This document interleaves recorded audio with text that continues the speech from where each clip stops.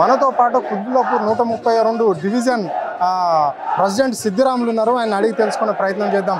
చెప్పండి సార్, ఈ రోజు ఏంటి మరి ఇక్కడ కేటీఆర్ వచ్చాడు, కాంగ్రెస్ నాయకులు ఎక్కడ కనిపిస్తలేరు, దీన్ని ఎట్లా చూస్తారు మీరు?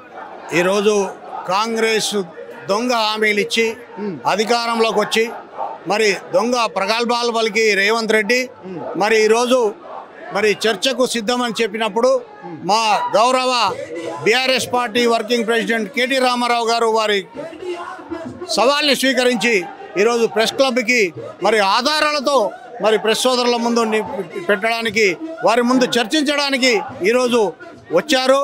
మరి ఆ దొంగ రేవంత్ రెడ్డి తప్పించుకొని ఢిల్లీ చుట్టూ తిరుగుతున్నాడు.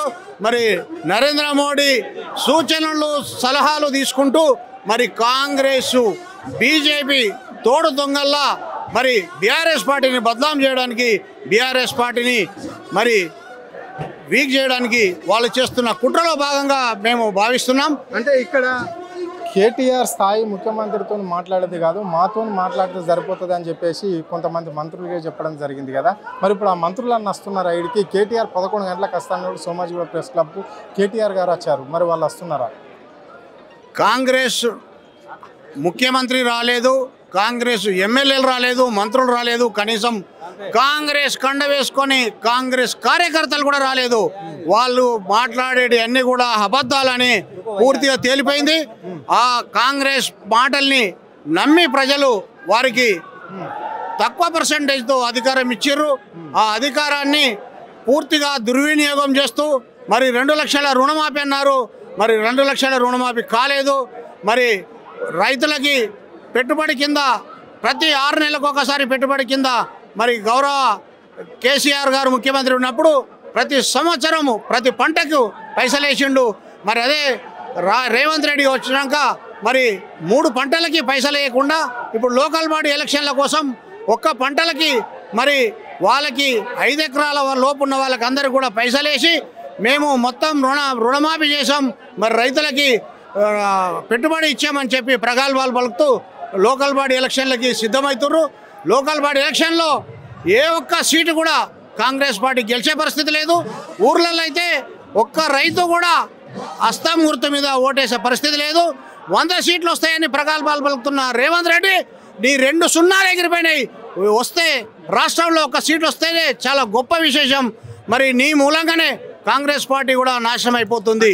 రాబోయే ఎలక్షన్లో కాంగ్రెస్ పార్టీకి 100 స్థానాలు గెలుస్తున్నది, ఎంపీ స్థానాలేమో 15 గెలుస్తుంది, అసెంబ్లీ ఏమో 100 గెలుస్తుందని ముఖ్యమంత్రి అంటున్నారు. మరి వాక్యాన్ని ఎట్లా చూస్తారు మీరు? ఇప్పుడే చెప్తున్నాను, రేవంత్ రెడ్డి మాట్లాడుతున్న 100 సీట్లకి 2 సున్నాలు తీసేస్తే మిగిలేదు ఒకే ఒకటి. ఆ ఒక్క సీటు ఏ కాన్స్టిట్యున్సీలో గెలుస్తుందో తెలియదు. కాంగ్రెస్ పార్టీకి ఓటేసే పరిస్థితి లేదు, అస్తం గుర్తు మీద ఓటేసే పరిస్థితి. మరి రాష్ట్ర వ్యాప్తంగా అందరూ కూడా వీళ్ళ మీద విరక్తితో ఉన్నారు. కాంగ్రెస్ పార్టీని రేపు బొందబెట్టే పరిస్థితి వస్తుంది. అంటే ఇక్కడ నిన్న బండి సంజయ్ కూడా ఒక మాట అన్నాడు, అంటే ఏబిఎన్ టచ్ చేస్తే ఊరుకునేదే లేదు, బీఆర్ఎస్ నాయకులు టచ్ చేస్తే అని చెప్పేసి అన్నాడు. మరి దీన్ని ఎట్లా చూస్తారు మీరు? చూడండి, సత్యం ఎక్కడుంటుందో జయం అక్కడుంటుంది. సత్యం మీద ఎవరు మాట్లాడినా, ఏ పార్టీ మాట్లాడినా, ఏ కార్యకర్త మాట్లాడినా, ఏ రైతు మాట్లాడినా, ఏ ఓటు హక్కున్న వ్యక్తి మాట్లాడినా సత్యమేవ జయతే.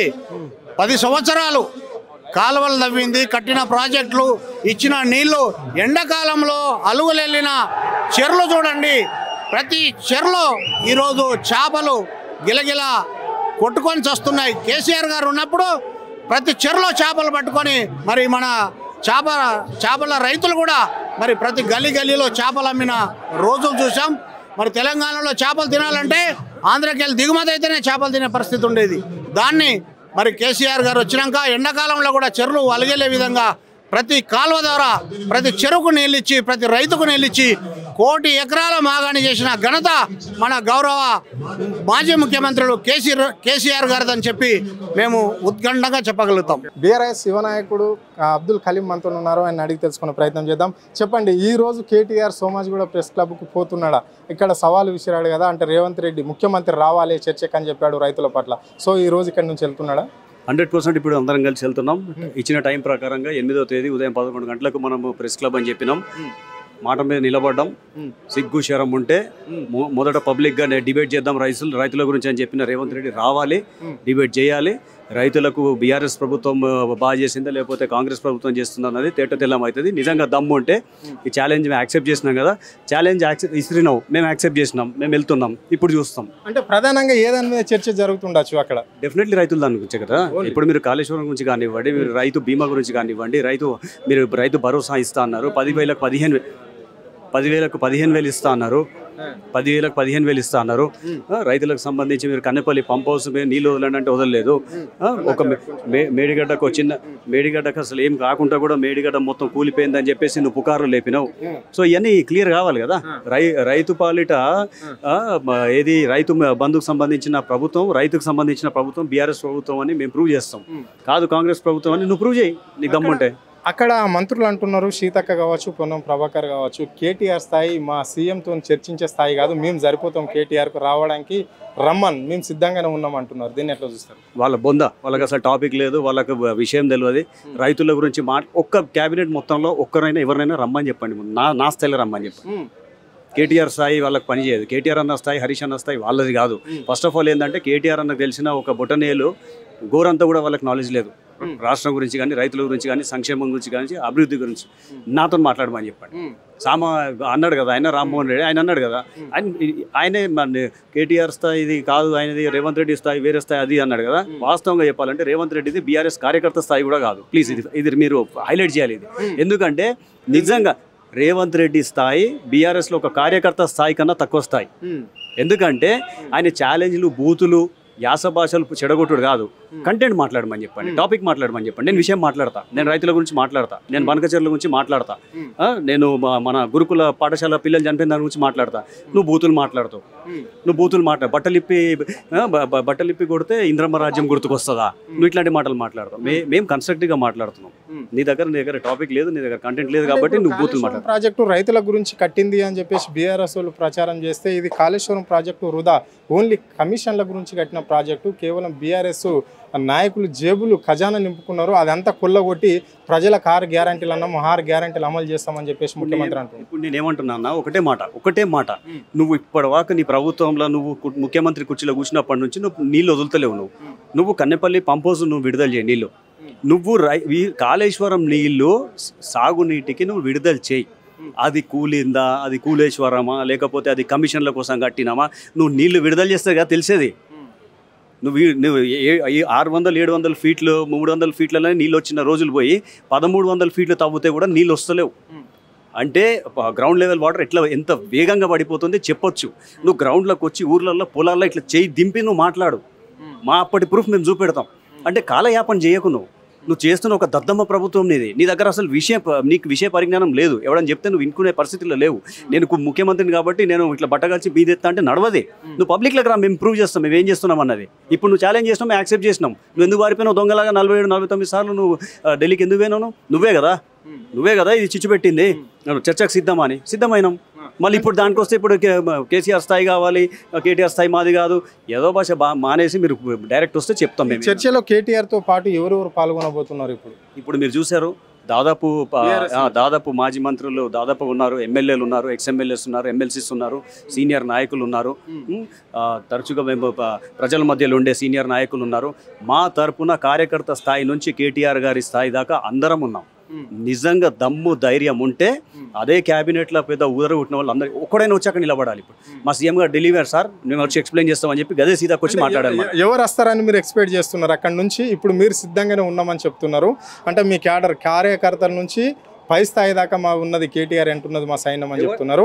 సో అక్కడ నుంచి కాంగ్రెస్ పార్టీ నుంచి ఎవరు వస్తారని ఎక్స్పెక్ట్ చేస్తారు? ఎవరు రారన్న, పైన పటారం లోనాలు అటారం, పైన ఇట్లా తొడగొడతాం లోటారు, అరే అమ్మ వాడు రెడీ అయినరు బాబు అని మీకు పారిపోయే రకం వీళ్ళది. వీళ్ళు ఎవ్వరు రారు. వీళ్ళు 20 నెలల నుంచి ఇదే ఉదరగొట్టుడు తప్పించి, వీళ్ళు మాటలు తప్పించి, వీళ్ళు చేతలు ఏం లేవని తెలిసిపోయింది. ఇప్పుడు మీరు కూడా ఉంటారు కదా మీడియా మిత్రులందరూ, మీరు కవరేజ్ చూడండి. ఏ ఒక్క కాంగ్రెస్ వాడు ఉన్నా కూడా నేను పర్సనల్గా రేవంత్ రెడ్డికి నేను క్షమాపణ కొడతా ఛాలెంజ్ చేసినందుకు. ఒక్క కాంగ్రెస్ వాడు అక్కడ కనిపించినా కూడా వీళ్ళు చెయ్యరు. వీళ్ళు పబ్లిక్ ఓపెన్గా నిన్న బీజేపీ బండి సంజయ్ ఓపెన్గా ఏబిఎన్ మీద దాడి చేస్తే మేము తెలంగాణ భవన్ మీద దాడి చేస్తామని చెప్పిన బీజేపీ లోపకాయరుగా కాంగ్రెస్ బీజేపీ ఎంత గట్టిపడే ఇక్కడ తెలిసిపోతుంది. అంటే తెలంగాణకు సంబంధించిన ఒక అస్తిత్వంని కూల్చడానికి బీఆర్ఎస్ పార్టీ మూలాలను కూల్చడానికి ఎంత గట్టి శక్తులు పనిచేస్తున్నాయి ఇక్కడ బీఆర్ఎస్ని మూయడానికి అన్నది నిన్న బండి సంజయ్ స్టేట్మెంట్ ఒకటే చాలా క్లారిటీ ఇచ్చింది మనకు. డెఫినెట్లీ కొట్లాడతాం, మళ్ళీ నిలబడతాం, మళ్ళీ వస్తాం, వీళ్ళందరినీ వేసి తొక్కుతాం. ఓకే రైట్, ఇది పరిస్థితి. అంటే ఇక్కడ కేటీఆర్ సిద్ధంగా ఉన్న కాంగ్రెస్ వాళ్ళు ఎవరు కూడా రాలేకపోతున్నారు, రారు గిడ అని చెప్పేసి ఆయన స్పష్టంగా చెప్పడం అనేది అయితే జరిగింది. ఎందుకంటే వాళ్ళు సవాల్ చేయడమే తప్ప కానీ వాళ్ళు శాత కాదు అని చెప్పేసి కూడా ఆయన స్పష్టంగా చెప్తున్నాడు. మళ్ళీ నిన్న మాట్లాడిన ఏబిఎన్ మీద బీఆర్ఎస్ వాళ్ళు దాడి చేస్తే బండి సంజయ్ ఊరుకునేది లేదు అన్నాడు. ఇలాంటి వ్యాఖ్యలు ఎందుకు చేయవలసి వస్తుందో, మరి కాంగ్రెస్ బీజేపీ ఒకటే కదా ఈ రాష్ట్రంలో అని చెప్పేసి కూడా ఆయన అంటున్నాడు. ఇక్కడ మా నాయకుడు సిద్ధంగానే ఉన్నాడు, మా నాయకుడితో పాటు ఎమ్మెల్యేలు, ఎంపీలు, మాజీలు అందరూ సీనియర్ నాయకులు కూడా, మాజీ మంత్రులు కూడా ఈ చర్చలో పాల్గొనడానికి సిద్ధంగా ఉన్నారు. మా కాంగ్రెస్ నుంచి ఎవరు వస్తారు అనేది డౌట్ ఉన్నది. ముఖ్యమంత్రి అయితే రాడు అనే విషయం అయితే మాకు తేలిపోయింది.